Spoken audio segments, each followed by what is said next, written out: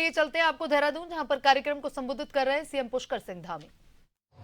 विश्वास और भविष्य की नई ऊंचाइयों पर आगे बढ़ेगा। यहाँ के हमारे नागरिकों को, आने वाले लोगों को अनेक उनके जीवन को सरल बनाएगा, सुलभ बनाएगा। और आज जिस जुगमंदर टाउन हॉल में हम सब एकत्र हुए हैं, उसका ये जीर्णोद्धार केवल एक भवन का नवीनीकरण नहीं है, बल्कि हमारी विरासत के सम्मान और विकास की नई सोच का प्रमाण है। अब ये हॉल देहरादून की नई पहचान का प्रतीक बन चुका है। अगर मैं इसको नए पहचान का प्रतीक कह रहा हूं, तो इसमें कोई अतिशयोक्ति नहीं है। जहां अतीत की गरिमा भी है और भविष्य की अनेक संभावनाएं भी हैं। मुझे याद है कि मैं बहुत सारे कार्यक्रमों में इस हॉल में आया हूं, और 2017 का मुझे ध्यान है, जब सरकार बनी थी तो यहीं पर जो है एक सम्मान का कार्यक्रम हुआ था सभी विधायकों का।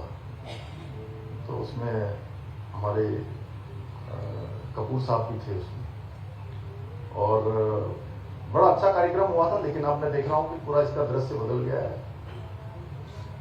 विरासत भी है और विकास भी है। हमारे प्रधानमंत्री जी जो कहते हैं, विकास और विरासत दोनों रहनी चाहिए, यानी कि हमारी विरासत भी आगे बढ़नी चाहिए और उसमें नवाचार भी होना चाहिए, इनोवेशन भी होना चाहिए। तो उसमें पूरा सम्मिश्रण इस हॉल में दिखाई दे रहा है।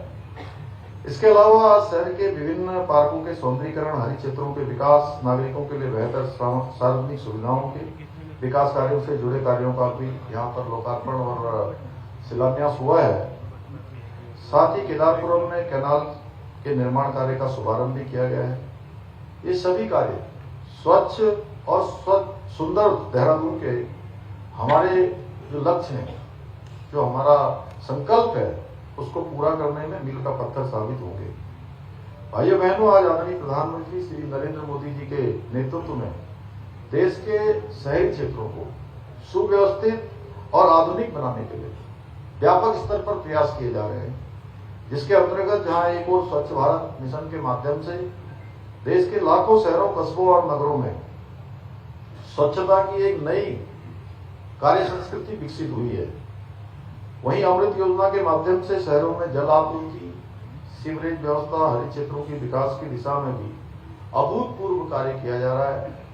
साथ ही स्मार्ट सिटी मिशन के माध्यम से देश भर के शहरों को आधुनिक, सुविधायुक्त और भविष्य के अनुरूप, जो भविष्य में आने वाली चुनौतियां हैं, भविष्य में किस प्रकार से जनसंख्या का दबाव बढ़ने वाला है, किस प्रकार से लोगों को आवास चाहिए, कैसी सुविधाएं चाहिए, किस प्रकार की पार्किंग होनी चाहिए, किस प्रकार सड़कों का निर्माण होना चाहिए, उसके अनुरूप विकसित किया जा रहा है। इतना ही नहीं, प्रधानमंत्री आवास योजना के माध्यम से देश के लाखों गरीब परिवारों का खुद का घर होने का सपना भी साकार हुआ है। सच में अगर देश की आजादी के बाद अगर हम पिछले 70 वर्षों को देखेंगे, तो 70 वर्षों में बहुत कम मात्रा में मकान बनाए गए, और इन सालों में लगभग 4 करोड़ के लगभग पूरे देश के अंदर गरीब भाई बहनों को उनके अपने घर मिले हैं प्रधानमंत्री मोदी जी के, जो अपने आप में एक बहुत बड़ा रिकॉर्ड है। भाइयों बहनों, आदरणीय प्रधानमंत्री जी के मार्गदर्शन एवं उनके सहयोग से, उनकी प्रेरणा से हमारी सरकार भी राज्य के समग्र विकास के लिए निरंतर कार्य कर रही है। राज्य का चाहे इंफ्रास्ट्रक्चर का विकास हो, शिक्षा या स्वास्थ्य सेवाओं को बेहतर बनाना हो, या युवाओं के लिए रोजगार के नए नए अवसर सृजित करने हो, हम प्रत्येक क्षेत्र में प्रतिबद्धता के साथ काम कर रहे हैं। प्रतिबद्धता, निरंतरता और अनवरत बिना रुके लगातार आगे बढ़ रहे हैं। हम देहरादून को भी एक आधुनिक शहर और विकसित शहर बनाने के लिए प्रयासरत हैं, जहां एक और स्वच्छ भारत मिशन के माध्यम से शहरों में ठोस कचरा प्रबंधन और सफाई व्यवस्था को बेहतर बनाने का प्रयास किया जा रहा है। वहीं स्मार्ट सिटी मिशन, प्रधानमंत्री स्वनिधि योजना, प्रधानमंत्री आवास योजना, अमृत मिशन, ओडीएफ अभियान, लीगेसी वेस्ट प्रबंधन जैसी योजनाओं के माध्यम से नागरिकों को बेहतर सुविधाएं उपलब्ध कराई जा रही हैं। इसके साथ ही हमने नागरिकों को बेहतर स्वास्थ्य सेवाएं उपलब्ध कराने के लिए urban health and wellness centre भी स्थापित किए हैं। यही नहीं, हमने जहां एक और निराक्षित गौवंशों के संरक्षण के लिए आशा योजना भी प्रारंभ की है। साथ ही शहरों में स्वान की बढ़ती हुई संख्या को नियंत्रित करने के लिए एनिमल बर्थ कंट्रोल योजना भी लागू की है। हम देहरादून को एक आधुनिक शहर के रूप में विकसित करने के लिए 1400 करोड़ रुपए से अधिक की विभिन्न विकास परियोजनाओं के माध्यम से व्यापक स्तर पर कार्य कर रहे हैं। हमने जहां एक और देहरादून में कचरा प्रबंधन के लिए आधुनिक मैकेनाइज्ड ट्रांसफर स्टेशन का निर्माण किया है, वहीं कूड़ा वाहनों की रियल टाइम मॉनिटरिंग के लिए integrated command and control centre की स्थापना भी की है। हरित और स्वस्थ देहरादून के निर्माण के लिए शहर में 35 पार्कों का निर्माण कराया गया है। अब केदारपुरम में योगा थीम पर आधारित शहर का सबसे बड़ा पार्क विकसित किया गया है। इसमें आप में से आप ही विधानसभा में उसमें थे। इसके साथ ही वीर बलिदानियों की स्मृति में विशेष स्मृति पार्कों के माध्यम से 50,000 वर्ग मीटर से अधिक हरित क्षेत्र विकसित किया गया है। जल संरक्षण को बढ़ावा देने के लिए जल भराव वाले चिन्हित स्थानों पर रिचार्ज फिट बनाए जा रहे हैं।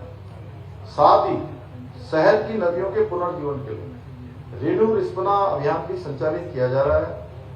वहीं जो इकोलॉजी और इकोनॉमी एक मॉडल और पूरे देश को अच्छा पर्यावरण देना, अच्छा जल देना, अच्छा जीवन देने का काम देवभूमि उत्तराखंड से होता है, तो निश्चित रूप से हमारा देहरादून शहर भी इसमें आगे रहे और पर्यावरण संरक्षण का एक संदेश यहाँ से भी जाना चाहिए। इसको देखते हुए 30 इलेक्ट्रिक बसों का संचालन भी यहाँ किया जा रहा है।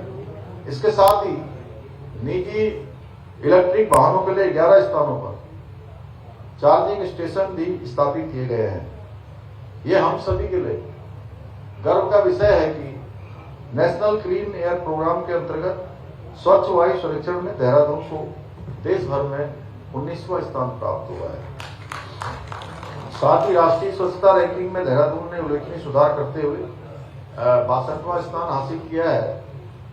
अब हमें आने वाले समय में देहरादून को शीर्ष स्वच्छ शहरों की श्रेणी में शामिल करने के लिए और अधिक मेहनत करनी होगी। जैसा मैंने पूर्व में ही कहा, उस बात को मैं फिर से दोहरा रहा हूं। भाइयों बहनों, अब हम देहरादून में ट्रैफिक और पार्किंग की समस्या के स्थायी समाधान के लिए भी लगातार कार्य कर रहे हैं। और आप सबको पता है कि कुछ ही दिनों के बाद देहरादून दिल्ली जो हमारी एक्सप्रेस वे है, वह एक्सप्रेस वे जनता को आदरणीय प्रधानमंत्री जी समर्पित करने वाले हैं। और उसके बाद जहां एक तरफ बहुत आसानी हम लोगों को होने वाली है, अब दिल्ली पहुंचने के बाद अंदर जाने में कितना टाइम लगेगा ये तो एक अलग विषय है। देहरादून आप आशा रोड़ी पहुंचने में कोई देर नहीं होगी, लेकिन अंदर आकर वहां से आपको किस तरफ जाना है वो कितना समय लगेगा वो एक अलग विषय है। लेकिन दिल्ली और देहरादून की दूरी 2 से 2.5 घंटे में अधिकतम पूरी हो जाएगी। तो उसके बाद हमको कई सारी जो चैलेंजेस भी हमारे सामने आने वाले हैं, उन चैलेंजेस को भी हम ध्यान में रखकर काम कर रहे हैं।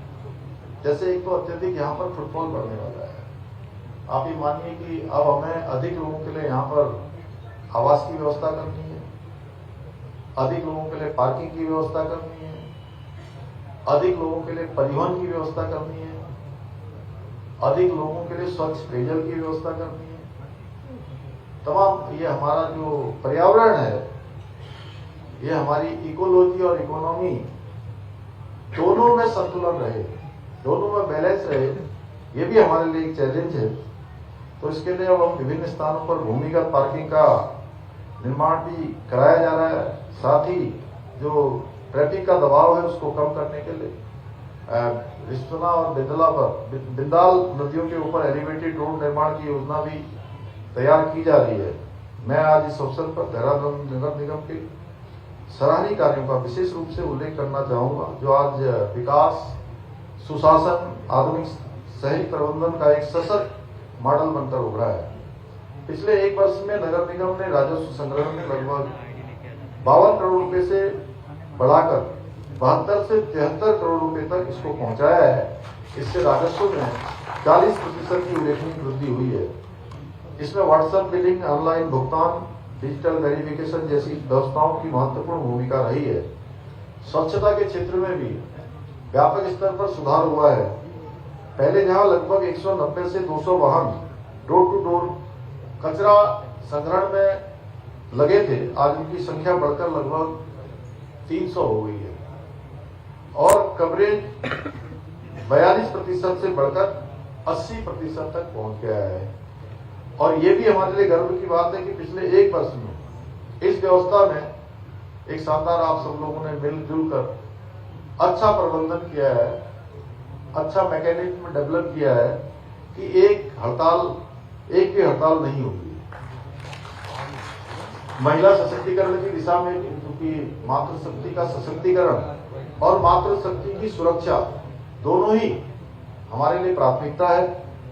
इस दिशा में भी सराहनीय कार्य हुआ है। स्वयं सहायता समूह के माध्यम से यूजर चार्ज संग्रहण को 39 लाख रुपए से बढ़ाकर पिछले 6 महीने में 1 करोड़ रुपए से अधिक पहुंचाया गया है, जो एक महत्वपूर्ण उपलब्धि है।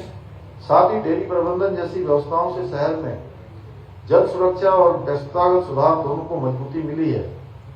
ये उपलब्धियां केवल आंकड़े नहीं हैं, बल्कि बदलते हुए देहरादून की नई तस्वीर है, जहां व्यवस्था मजबूत हो रही है और विकास तेज गति से आगे बढ़ रहा है। लेकिन इसके साथ साथ नगर निगम की एक महत्वपूर्ण जिम्मेदारी बनती है और वो है सरकारी और निगम की भूमि को अतिक्रमण से मुक्त कराना। भाइयों बहनों, मुझे लगता है कि पूरे प्रदेश के अंदर जो अतिक्रमण है वो तेज संख्या में, तेजी से काफी उसकी संख्या में जिस प्रकार से बढ़ोतरी हुई थी, पहले के सालों में उस तरफ ध्यान नहीं दिया गया था, लेकिन इधर के सालों में काफी सख्ती की गई, व्यवस्था को बनाने का काम किया गया, अतिक्रमण हटाने का अभियान कानूनी रूप से चलाया गया। और बहुत बार ये विषय आता है कि कुछ लोगों को टारगेट किया जा रहा है, कुछ विशेष वर्ग के लोगों को निशाना बनाया जा रहा है। तो मैं कहना चाहता हूँ भाइयों बहनों, इसमें केवल और केवल न किसी को टारगेट करने जैसी कोई बात है, इसमें केवल एक बात प्रमुखता से है, वो है अतिक्रमण। सरकारी जमीनों पर अतिक्रमण नहीं होना चाहिए, उसको कोई भी व्यक्ति ठीक नहीं मानेगा।